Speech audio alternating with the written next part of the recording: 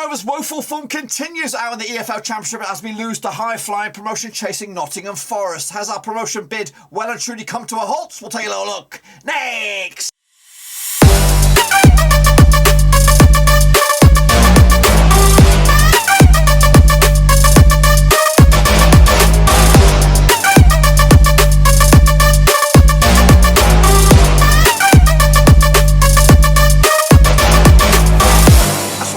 Give another match review, of course, looking back to Blackburn Rovers' latest match out of the Championship. It was a defeat against Nottingham Forest, and we'll get to that in just one second. If you're new, where you been? Smash your subscribe button to keep banging up to date with all things Rovers related, Championship related, world football related. We're gonna know here, boys. Under one Ruski, yes. Just another game. It's just another shit performance from Blackburn Rovers, of course. Continuing our barren spell, of course, into 2022. It's been a slow and grinding stutter, if not a halt for Blackburn Rovers, of course, as we yet again drop massive points in our race to keep our dream alive. It is slipping through our fingers, of course, as we drop out the top two for the first time in a long time. We'll take a look at it, all of it in a minute. Of course, big shout out to my VIPs, the Patreons, guys. Thank you for loving, of course, behind the scenes. But anyway, let's get into it, of course, digest the match, of course. 2-0 it was, yes, here it is, of course, the tail of the tape. Goals, early goal from James Garner, a bit of a scrappy-dappy-do mess at the back there for Rovers, opening up the door for Forest, and of course they bundle the ball home. Pretty much not carbon copy, but basically the same sort of shit that happened against Swansea City. A mistake at the back, calamity at the back, clashing legs go everywhere. Forest, of course, take advantage, of course, didn't fail to deliver, did they? Got the ball in the back of the net, James Garner on the score sheet there. 22 minutes on the clock to change things up. Rovers were in this game. Of course, we saw more of the ball than we have to usually. 56% possession for us, despite the fact with the second half we played a good portion of it with just 10 men. In fact, I think we were better in the second half with 10 men than we were with 11. Explain that to me however you will, of course. But anyway, 56% possession for Rovers, 44% for Forest. We'll break down those numbers in a little bit more detail in a second. Just 13 shots for Rovers, 2 of them off target, so I guess the rest were on target or blocked or something like that. Forest, of course, had 15 shots themselves, 6 off target, and 7 were saved as well. In all honesty, I just don't know where we are right now. I feel that we've lost our identity. I think we've been our own downfall. Our performances before 2022. Have given us false hope, but this mirage that we are actually decent. Are we actually decent, or is it just the same Rovers again and again and again? Last season was the same, but we fell off the cliff much earlier, back in November, and then we never got ourselves back on track. I am hoping that we can figure something out. That something is just, hopefully it's just luck, and hopefully it is a blip. And I'm just worried that a lot of Rovers fans, they have the belief that it is and the thought and the mentality that we're going to get out of this and things will steady up and we'll end up in the top 6. I fear the absolute worst. I feel that this is the start of something else. We all knew, and again, I'm going to get back on the data in a minute. I'm going to go big screen. In fact, we all knew this month was going to be ugly. It really was. The fact what really hurts me the most is January wasn't brilliant. It was not brilliant. We got a couple of results out of that, but to be honest with you, it was pretty a shitty month, wasn't it? To be honest with you, we didn't beat Huddersfield. We barely got a result against Cardiff. We did get a result against Middlesbrough, but the rest was shit. Swansea shit. Hull City was garbage. Who else? We play? Luton Town garbage as well. So we've been. I'm not saying they're garbage. I'm saying Rovers were garbage. We were terrible. And again, this one, we weren't. I feel we weren't even in this game. Yeah, we had a couple of little chances, to be honest with you, but I think, to be honest with you, Forest never panicked at all. There was no stage in this game they think, oh crap, backs up against the wall, and we're under pressure here. Rovers are going to come for us. To be honest, I didn't feel that. I didn't feel that we were threatening. I felt that we were second best throughout the game. There was not one bit that I felt that we threatened. And of course, puts Forest under any pressure. I think Samba was comfortable between the sticks and never felt under any pressure. There was, of course, a bit of a melee at the start of the game. I think Diaz thought he scored. There was a couple of other chances. Buckley should have scored as well. But really, in all honesty, we were second best. We didn't deserve anything out of this game. And again, it's just snowballed. To be honest with you, I think the Middlesbrough game gave us some hope that we can stop these contenders. But we've got a whole month of contenders coming at you here. We've got West Brom right around the corner. It actually might work out playing them because they're also in a bit of a rut themselves, and the change of manager hasn't really changed that up yet. But we've got the next 2 games. If we could pick up 6 points in that, then I might start to actually see the light at the end of the tunnel, and the light might be good. But if we don't, if we come out of this with another defeat or a 0-0, 0-0s aren't helping us at all. We need goals. Where have the goals gone? The goals have just disappeared. Diaz is gone. If he ain't scoring, who else is scoring? Nobody. Gallagher got himself a nice goal, crisp goal against Middlesbrough, but I don't know. I can't honestly see where our next goal's coming from. I'm absolutely worried. But anyway, let's get back to the data, of course, and have a look at it. Of course, let's break it down a little bit more detail. Then here is the first, the deeper lining stuff here. Aerial duels, of course, we won them. We've been bossing them all season. 64 of them compared to their 50. We had more dribbles than they did. Again, crosses. Not good today. In fact, I felt Giles was a spectator today. I couldn't see him on here. Zfouk looked out of whack, and again we'll break down the lineups in a second here. Let's take a look at the first half here. Of course, Rovers dominated. In fact, Middlesbrough. In fact, I looked at that wrong. Sorry, I looked at that wrong. We were actually the home side here, so we did win the aerial duels, 20 to their 17. They won the duels on the ground, and again we lost possession more times than they did. We had more passes. More crosses as well. Everything favoured. It was all green on the left hand side there. But clinical, where clinical was due, Forest got the one and only goal. Let's take a look at, of course, the first half. We bossed that, 58% possession as well. They had more shots than we do. We had more shots on target. Big chances. We had 2 big chances allegedly in the first half, and we missed both of them. They had 1 big chance and they took it and they scored. We hit the woodwork allegedly as well. To be honest with you, I can't really remember. Of course, let's take a look at the second half, and again we dominated everything on the left hand side. They, of course, had 2 big chances. They scored one of them. They missed one of them as well. And to be honest with you, again, I think we're just playing Forest at the wrong time. They are riding a crest of a wave. They knocked out Arsenal out of the cup. They knocked out Leicester out of the cup. They are a team I feared since day one. Since under Chris Hughton, I thought they were going to be an awkward thing. And I really celebrated quite loudly when we beat them at the City Ground. They got their, of course, just desserts here. Got the 2-0. But that's not the thing. That's not the issue for me. The issue is I cannot, for the life of me, at the moment, see where our next goal is going to come from, let alone our next point's going to come from. I do hope, and we do have a chance to maybe squash my worries, squash my concerns against West Brom, and then hopefully that will build into a Millwall game at Ewood Park the following week. I just don't know. I just feel starved of a result, starved of a goal, and again, it's our own downfall because we built this momentum, we built this hope, we built this desire that we might get something out of this season, but right now I can't see it. This was the starting lineup for Rovers, and again I barely touched it. That Darragh Lenihan got a red card. He will not be available for the game against West Brom. Here it was: Kaminsky, Wharton, Van Heck, and Lenihan at the back. That's going to have to change the boy band. It's going to have to change for, of course, West Brom, and that's good. I think we need to spice this up a little bit. I think we've looked shit for a long time. And I think we need to mix it up. And I did see some tweets out there. Change up the bloody formation, of course. Let's go back to a back 4. Let's mix it up a little bit. I don't know, everyone knows how we're working out these days. And again, the back 3 seems to be the flavour of the month across the championship. Everybody seems to be playing with back 3 these days. It used to be, of course, wasn't that many last season. Now we adopted it early and we saw the benefits of that. And now it's kind of been found out a little bit. Everyone else is using back 3s and it's not really working out for them as well. Lenihan, of course, sent off. Giles on the left, Zfouk on the right. I thought he was an anomaly. He picked up an injury, and of course he was substituted.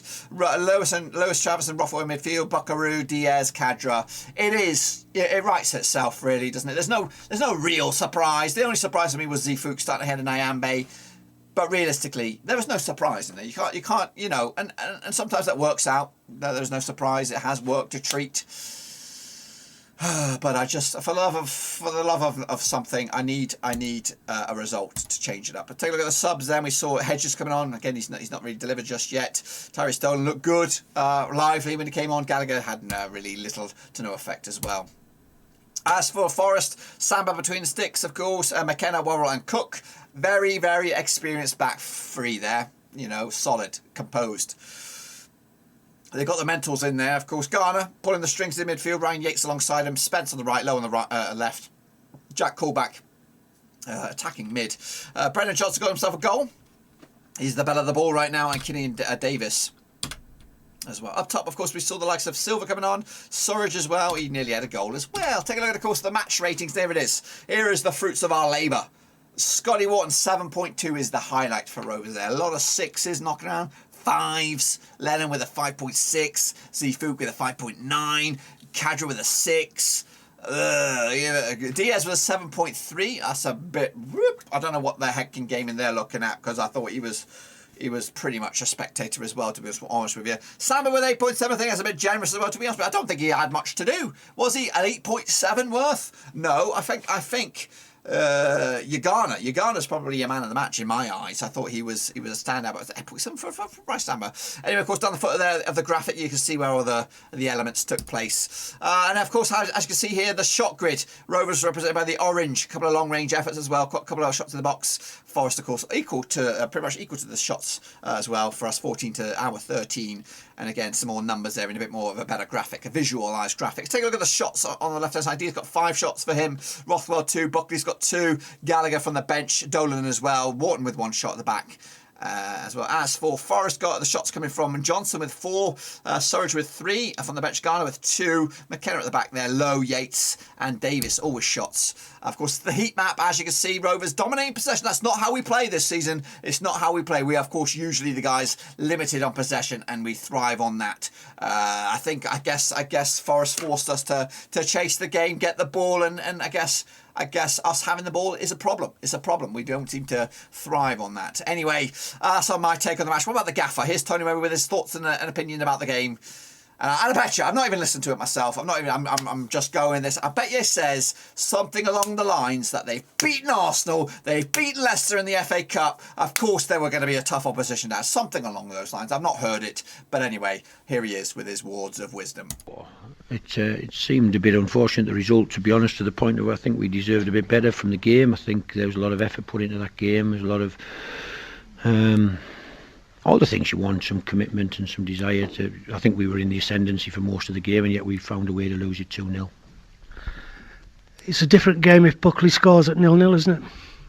Yeah, I think the stats show in this league, if you get a goal up, it's very difficult to come back and reverse that, really. And I think it's not the first time. Obviously, Swansea this week, we missed some amazing chances to go 1-0 up and didn't take them. And tonight, obviously, we had a one-on-one with the keeper that maybe should have just slotted in the corner, but didn't go for us. And as you say, it probably would have been a different game. But yeah, we're still disappointed with the goal that we conceded. You know, the first half, we had them surrounded in halfway line. Really, just need to nick it and break away. And he sort of wriggled out of away from 3 of them and broke into the box. But yeah, listen, there was plenty of positives tonight, and yet we have to sort of accept it's not quite going our way at the moment. If you look at some of the recent games, some of the situations where we had real good chances to take, to score goals, really, and even going back as far as Hull, so you feel as if there's certain injustices, but we have to get on with it. We have to accept it. It's character building for this team, and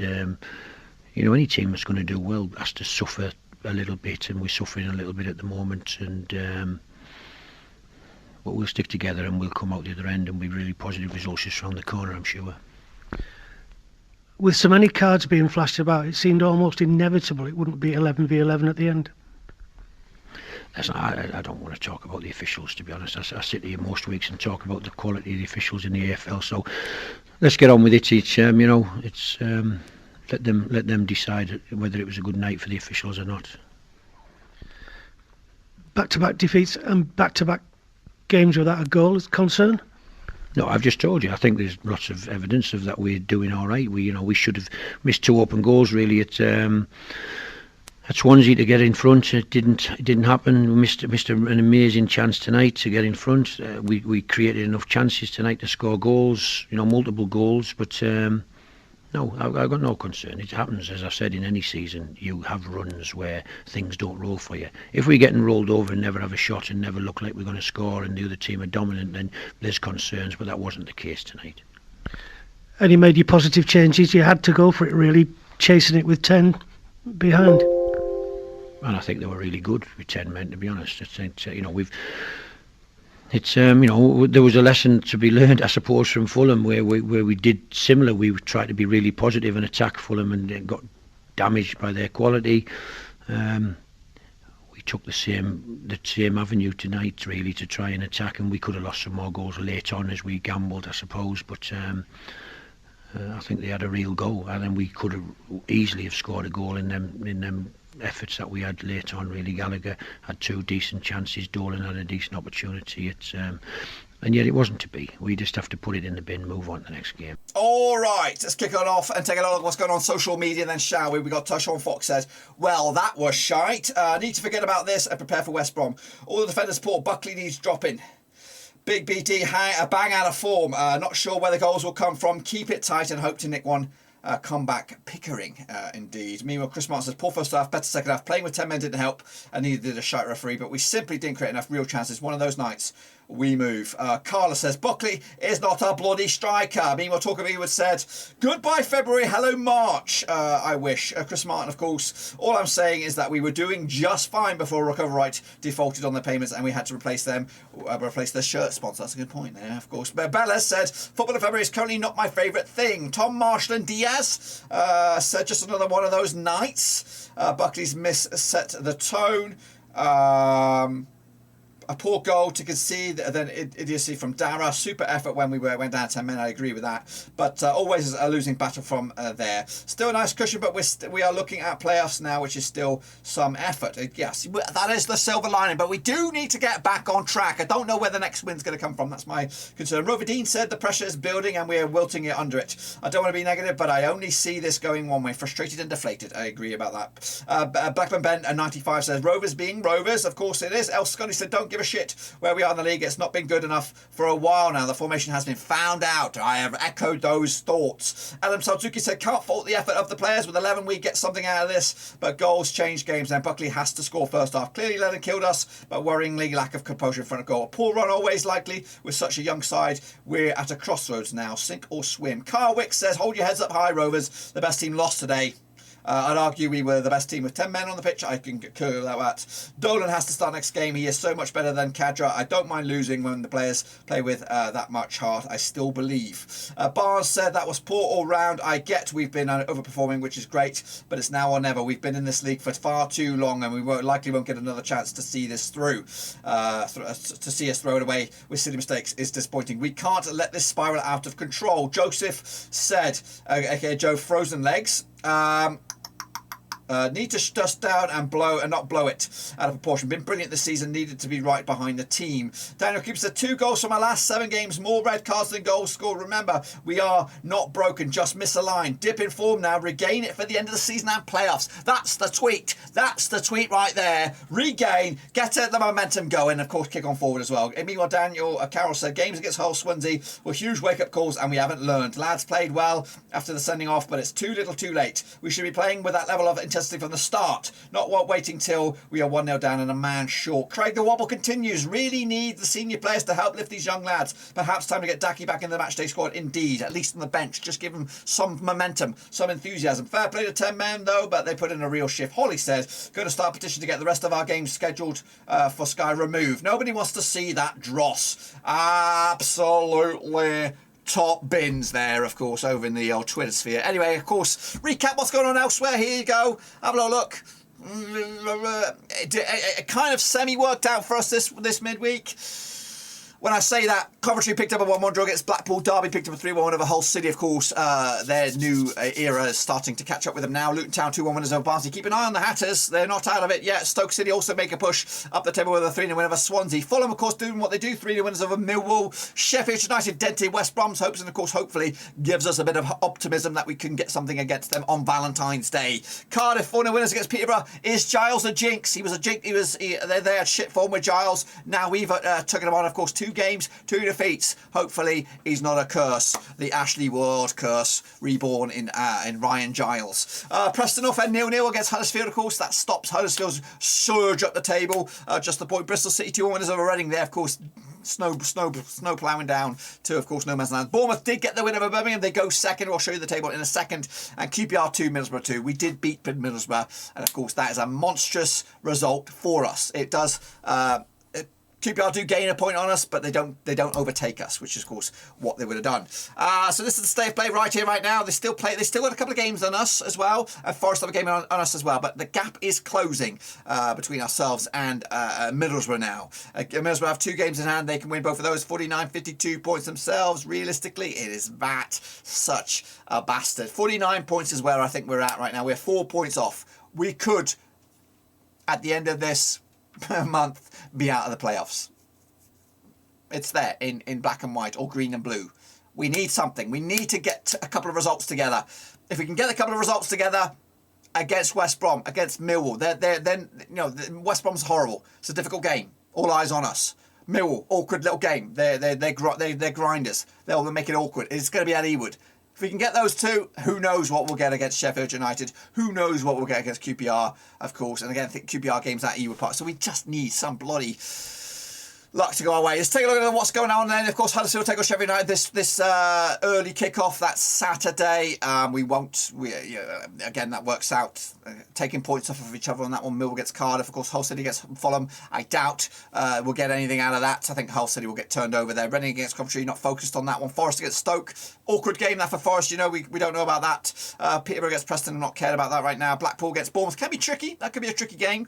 Blackpool can get some stuff going on there. Meanwhile, Middlesbrough against Derby ain't over there for Chris Wilder. They've got a hard-working team right now, Derby County, so they could prove to be sticky wickets. Birmingham against Luton Town, probably Luton win that one.